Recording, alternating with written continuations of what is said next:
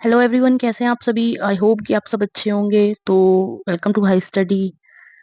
आप लोग देख सकते हैं कि एसएससी जो मोस्ट अवेटेड नोटिफिकेशन था स्टाफ सिलेक्शन कमीशन 2024 का, वो आ चुका है। और चलिए इसके बारे में डिटेल में बात करते हैं कि इसकी स्टार्टिंग डेट फॉर्म भरने की क्या है, लास्ट डेट क्या है, क्या एलिजिबिलिटी क्राइटेरियाज हैं इसके लिए। तो चलिए स्टार्ट करते हैं। ठीक है।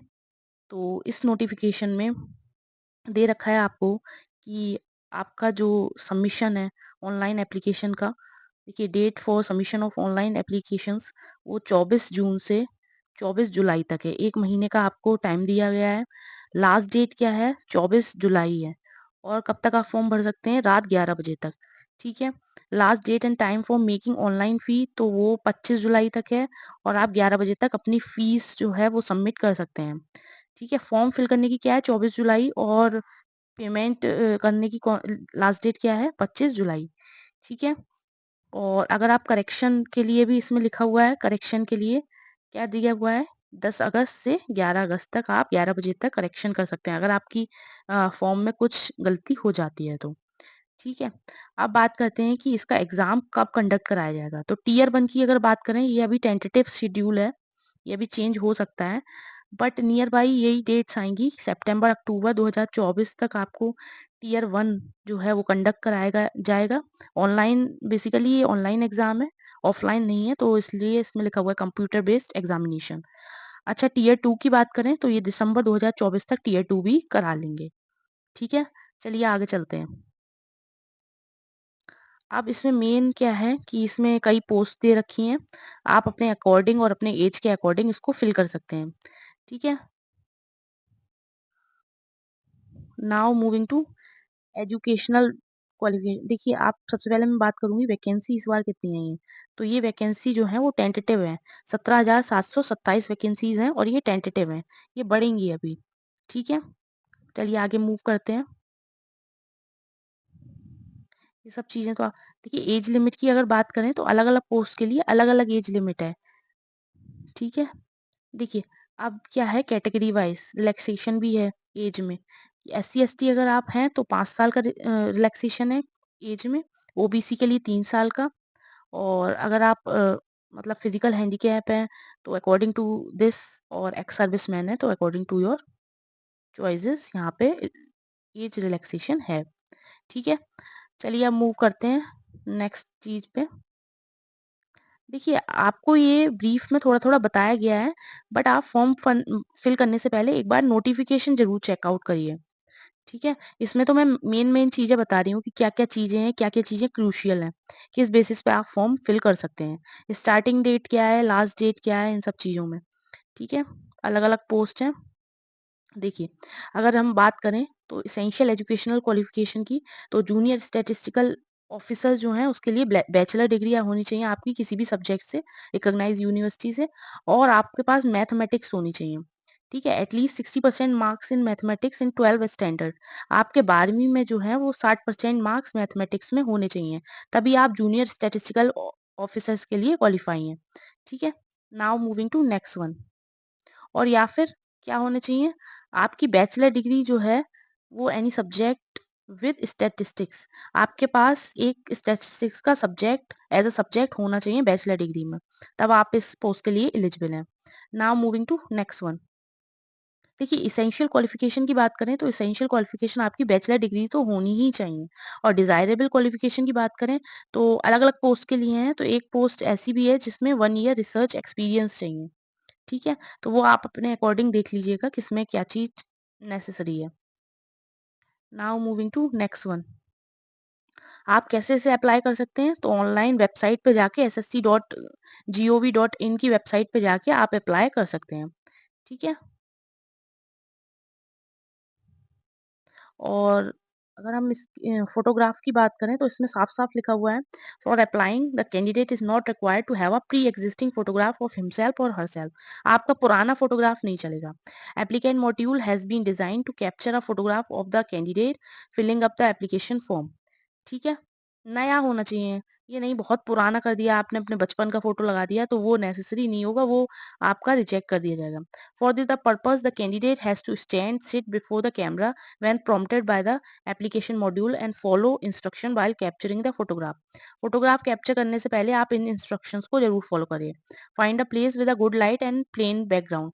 आपका जो फ़ोटो होना चाहिए वो प्लेन बैकग्राउंड का होना चाहिए और आपको ये भी एश्योर करना चाहिए कि लाइट अच्छी खासी आए। Assure the camera is at the I level before taking the, मतलब आई लेवल पे होना चाहिए कैमरा जो है वो सटीक होना चाहिए। Position himself directly in the front of camera and look it straight ahead. ये नहीं आपका सिर झुका हुआ होना चाहिए या फिर पोस्टर बिल्कुल स्ट्रेट होना चाहिए फोटोग्राफ के लिए। Assure that his face is fully inside the red rectangular area delineated by the, basically इसमें ये लिखा हुआ है कि आपका जो फेस है वो स्ट्रेट होना चाहिए और आपका जो बैकग्राउंड है फोटो का वो प्लेन होना चाहिए। ये नहीं कि ज़िगज़ैग पोज़ीशन या फिर ब्लैक या ब्लू, ये सब चीज़ें नहीं, प्लेन होना चाहिए। और आप कोई कैप, मास्क या ग्लासेस या स्पेक्टिकल्स नहीं पहने होने चाहिए व्हाइल कैप्चरिंग द फोटोग्राफ, ठीक है? बस यही यही सबसे ज़्यादा, और ब्लर नहीं होना चाहिए आपका फ़ोटो जो है, काफ़ी साफ दिखना चाहिए। नहीं तो आपका जो फॉर्म है वो रिजेक्ट कर दिया जाएगा। अब देखिए एप्लीकेशन फ़ी कितनी होनी चाहिए। तो फ़ी पेएबल ₹100, ₹100 आपको पे करने हैं। ठीक है? Women candidate and the candidate belonging to SC, ST, person with benchmark disabilities, ex serviceman eligible for reservation exempted from payment of fee. देखिए और जनरल कैटेगरी के लिए तो फ़ी कितनी क देनी है? ₹100 देनी है। पर अगर बात करें वीमेन कैंडिडेट की, एससी, एसटी की और person with a benchmark disability, ex serviceman, ये एग्जम्प्ट हैं इस फी से। इन्हें कोई फी नहीं देनी है। ठीक है? फी सबमिशन का आपको बता ही चुकी हूँ कि 25 जुलाई रात 11 बजे तक आप फीस सबमिट कर सकते हैं। Now moving to next one. आपको जो मेन चीज़ें हैं वो मैंने बता दी हैं। अच्छा, सेंटर जो है वो अकॉर्डिंग टू योर चॉइसेस आप फिल कर सकते हैं। जैसे सेंट्रल रीजन की अगर बात करें तो इसमें बिहार और उत्तर प्रदेश आता है। तो आप कहाँ-कहाँ सेंटर फिल कर सकते हैं? भागलपुर, मुज़फ्फरपुर, पटना, पूर्णिया, आगरा, बरेली, गोरखपुर, झांसी, कानपुर, लखनऊ, मेरठ एंड बनारसी। ठीक है? ऐसे ही आप अकॉर्डिंग टू योर रीजन आप इसको अपना चॉइसेस कर सकते हैं कि आप कहाँ कहाँ सेंटर चाहते हैं। ठीक है? सेंटर तो आसानी से मिल जाते हैं। ऐसे कोई इतनी हार्ड एंड फास्ट रूल नहीं है। अच्छा, अब बात करते हैं कि टियर 1 में क्या-क्या चीज़ें आएँगी। कौन-कौन से सब्जेक्ट आपको कवर करने हैं। General intelligence and reasoning, 25 question आएँगे 50 मार्क्स के। ठीक है? रीजनिंग के 25 क्वेश्चन 50 मार्क्स के आएँगे, 2 नंबर का 1 क्वेश्चन होगा। तो उस हिसाब से आपके 25 क्वेश्चन 50 नंबर के हो गए। जनरल अवेयरनेस 25 क्वेश्चन 50 नंबर के, क्वांटिटेटिव एप्टीट्यूड 25 क्वेश्चन 50 नंबर के और इंग्लिश कंप्रिहेंशन 25 क्वेश्चन 50 नंबर के। ठीक है? टोटल 1 घंटे का आपका पेपर है। और अगर जो इंस्क्राइब होते हैं ना, उनके लिए 20 मिनट एक्स्ट्रा मिलेंगे, ठीक है? Now moving to next one. अच्छा, अगर टियर 2 की बात करें तो टियर 2 में क्या-क्या चीज़ें आएँगी? तो टियर 2 में देख लीजिए, टियर 2 में पेपर 1 में क्या-क्या आएगा? मैथमेटिकल एबिलिटीज़ आएगी और reasoning and general intelligence. Mathematical abilities 30 number की, 30 क्वेश्चन आएँगे, जो 3-3 नंबर के होंगे, ठीक है? और ये होगा 30 क्वेश्चन 3-3 नंबर के, तो 1 घंटे का आपका ये ये होगा। Now moving to next one. Section 2 होगा, सेक्शन 2 देखिए, ये होगा सेक्शन 1 और सेक्शन 2 में क्या होगा? सेक्शन 2 में इंग्लिश आएगी और जनरल अवेयरनेस आएगी, ये देख लीजिए। और ये 45 क्वेश्चन इंग्लिश के और 25 क्वेश्चन जनरल अवेयरनेस के, 3 मार्क्स ईच क्वेश्चन, ठीक है? Now moving to next one. Section 3 में क्या होगा कि कंप्यूटर आएगी, कंप्यूटर नॉलेज होनी ज़रूरी है, तो 20 क्वेश्चन होंगे, 20 क्वेश्चन, ईच क्वेश्चन 3 मार्क्स, ठीक है? ये 15 मिनट का होगा। और जैसे जो आपकी जूनियर स्टैटिस्टिकल ऑफिसर की है उसमें डेटा एंट्री स्पीड टेस्ट भी होगा, ठीक है? और उनका ये पेपर भी होगा, पेपर 2 स्टैटिस्टिक्स का। और जनरली और लोगों के लिए देखिए यहाँ पे लिखा हुआ है, पेपर 1 तो कंपल्सरी है सबके लिए और paper 2 will be only for those candidate apply for the post of junior statistical officers के लिए, ठीक है? Ministry of statistics and the programme implementation statistical investigator के लिए, ठीक है? और पेपर 1 सबके लिए होगा। पेपर 1 विल इंक्लूड, पेपर 1 में मैंने बता ही चुकी हूँ कि 3 सेक्शंस होंगे हैविंग 2 मॉड्यूल। सेक्शन 1, सेक्शन 2 ये सब मैं बता चुकी हूँ आपको, ठीक है? और बाकी कुछ नहीं है इसमें, बाकी आप सिलेबस देख लीजिएगा, चेक कर लीजिएगा कि किस-किस चीज़ में क्या-क्या सिलेबस आएगा, जैसे रीज़निंग का सिलेबस ये पूरा है और जनरल अवेयरनेस का ये है, क्वांट का ये है, तो ये इंग्लिश का ये है सिलेबस और टियर 2 के लिए क्या-क्या सिलेबस होगा, ये पूरा दे रखा है। तो ये आप लोग एक बार पढ़ लीजिएगा। कंप्यूटर का सिलेबस दे रखा है, स्टैटिस्टिक्स का दे रखा है, ठीक है?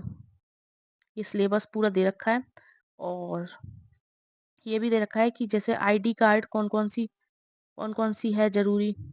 तो यहाँ पे Aadhaar card, voter ID card, driving licence, PAN card, passport ये सब ज़रूरी हैं, जो कि गवर्नमेंट से इश्यू किए गए कार्ड्स ही नेसेसरी होंगे आपके। और डीवी तो आफ्टर द फाइनल सिलेक्शन ही होगा आपका। डॉक्यूमेंट वेरिफिकेशन उसके बारे में पूरा बताया गया है, क्या-क्या चीज़ें हैं। तो ओवरऑल जो मेन-मेन चीज़ें हैं वो मैंने आपको बता दी हैं। और देखिए मोड ऑफ सिलेक्शन ये दे रखा है कि अनरिज़र्व के लिए मोड ऑफ सिलेक्शन क्या है 30% होना चाहिए। जो टोटल मार्क्स हैं आपने जो गेन किए हैं उसका 30% आपका नेसेसरी है। उसके बाद कट ऑफ बनेगी, according to the cut off आपको देखा जाएगा कि आपका सिलेक्शन हुआ या रिजेक्शन। ओबीसी के लिए 25 और ईडब्ल्यूएस के लिए 25 और ऑल कैटेगरी के लिए 20% मार्क्स ज़रूरी है। ठीक है, अगर module second of section third of paper 1 of tier 2 की बात करें तो इसके लिए क्या है, अनरिज़र्व के लिए 20% और ओबीसी ईडब्ल्यूएस के लिए 25% मार्क्स होने ज़रूरी है। ठीक है? ओवरऑल मेन-मेन चीज़ें आपको कवर कर दी हैं और ये तो मैंने आपको बता ही दिया है, बट ये मैं ज़रूर कहना चाहूँगी कि अब जब आप फॉर्म फिल करें, तो प्लीज़ नोटिफ़िकेशन को अगेन चेक आउट कीजिए कि कहीं कोई चीज़ मिस तो नहीं हो गई। एरर करना ज़रूरी नहीं है आपको, ठीक है? क्योंकि फिर आपको करेक्शन के डेट वो करनी पड़ेगी कि कब डेट है, कैसे डेट है। वैसे मैं आपको बता तो चुकी हूँ, करेक्शन की भी डेट आएगी, बट ज़्यादा से ज़्यादा आप यही सोचिएगा कि आप कोई मिस्टेक ना करें, ठीक है? तो थैंक यू सो मच और जल्द से जल्द फॉर्म फिल कर लीजिएगा क्योंकि जो एसएससी की वेबसाइट है, वो सबसे ज़्यादा बेकार चलती है। तो आप इसका विशेष ध्यान रखिएगा, लास्ट डेट के लिए मत बैठे रहिएगा और इसको जल्द से जल्द अपना जो एग्ज़ाम वो जो फिल करना है आपको फॉर्म, वो फिल करिएगा। So thank you so much, have a nice day.